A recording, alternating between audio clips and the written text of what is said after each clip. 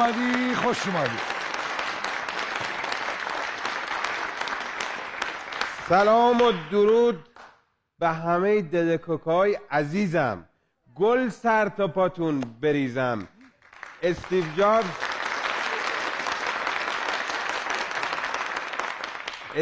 جابز میگه هر موقع صبح از خواب بیدار شدی دیدی هیچ هدفی نداری، دوباره برو بگی بخواب. واقعا عشق کردم با این سخن استیو جابز.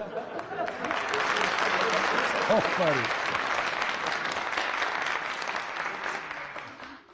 اگه بدونین من از بدو تولدم، اول اینو بگم من خدا رو شکر میکنم که الان سالمم، اینجا هستم، دارم نفس میکشم. نفس بدم برید. همین که اینجا هستم خدا رو 1000 مرتبه شکر. اگه بدونین من از بدو تولدم چه سختی ها و چه مشقتایی که نکشیدم، چقدر سرخورده شدم، اصلا برای همینه که من دکتر و مهندس نشدم.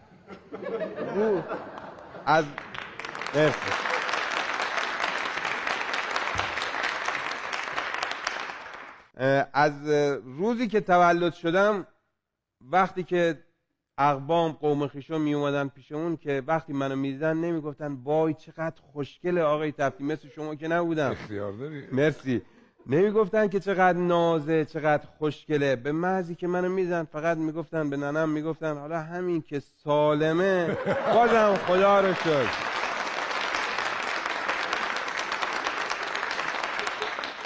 حالا همینه، من حتی از قبل از تولدم مکافات خیلی کشیدم.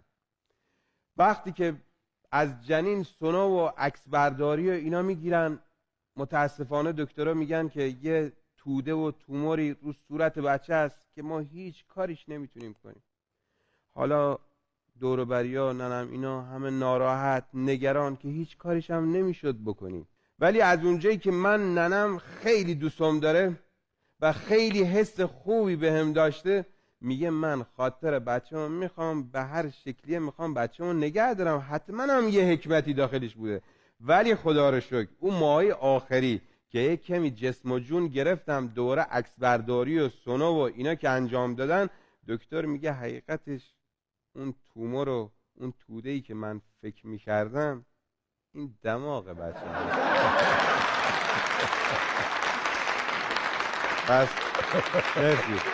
پس اون توده و تومور دماغ من بوده که خیلی بزرگ بوده.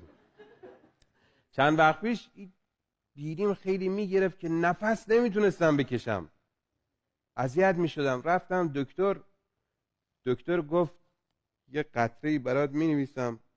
بعد یه لحظه نگاهی بهم کرد، گفت نه 2 تا برات مینویسم. خوبه که دماغت خوبه که خوبه آقای تفتی، الان خوبه. من کلی عمل روش انجام دادم تا الان این شده.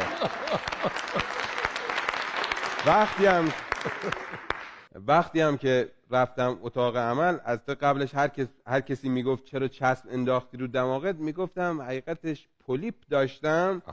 دیگه رفتم اتاق عمل، گفتم حالا یه دستی هم دور و برش بکشم. به افتخار خودتون.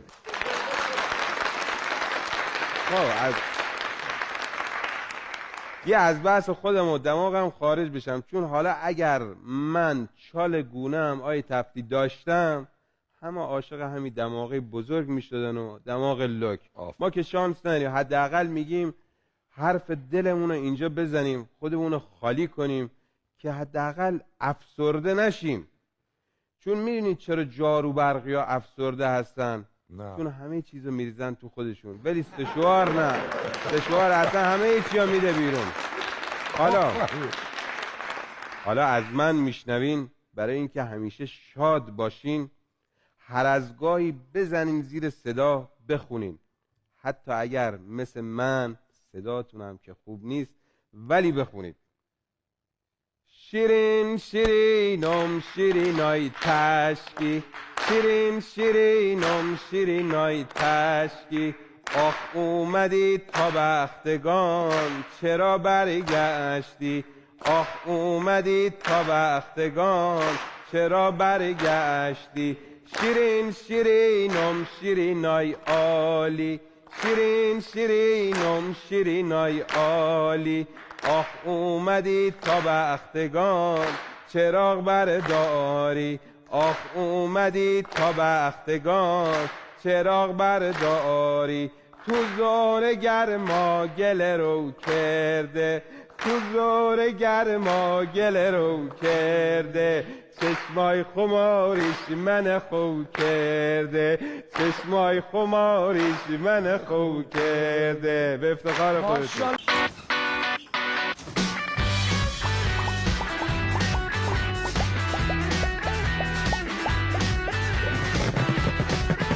دیدین بعضی موقع آقایون با تلفن دارن با خانمشون صحبت میکنن، همینجور پشت تلفن فقط میگن خیلی ممنون، سلامت باشید، متشکر، کاکای جونیم.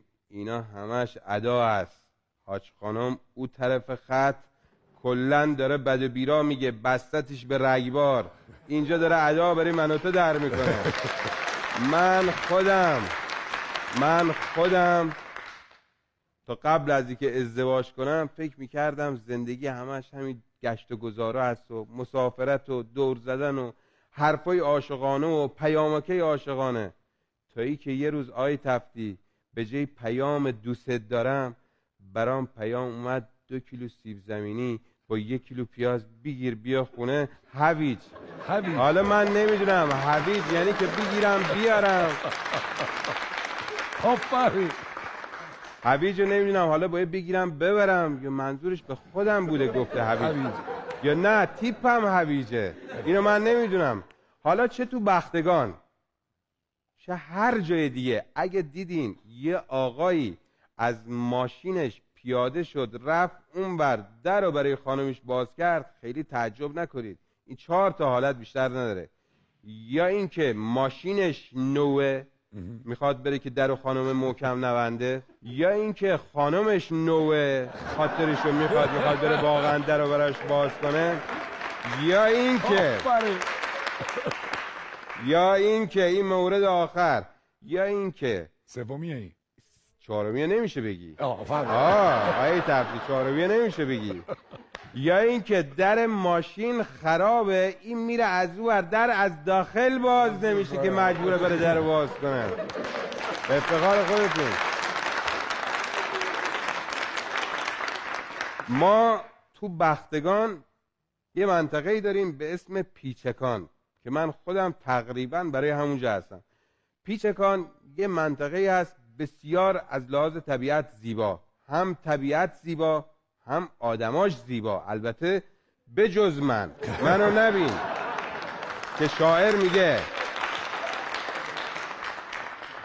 شاعر میگه ولوم از پیچکون نقل مکون کرد، وای نقل مکون کرد، هوای سرحد و آب روون کرد، وای آب روون کرد، تموم آب سرحد نوش جونیش، وای وای نوش جونیش، خودش رفت و مرا آتش به جون کرد، وای آتش به جون کرد.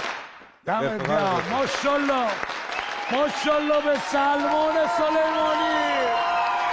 به به. آقا چه شیرین زبون، چه باحال. قربونت سلامت باشید. لطف دارین. مرسی. به خدا. اصلا اگه گیر دادی به خودت، قشنگی، چشای خوشگل داری آمو. کاکو فدات شم. آقای تفتی آدمای خوشگل دهن گرم همه رو خوشگل میبینن. دهن گرم داری. آدمای هنرمند همه رو هنرمند میبینن. دهن گرم داری، از یه شهری داری میای که ماشاءالله همتون تو همه چی نخبه این. یه بار دیگه تشویقش کن ما. سلامت کیفشو کردم.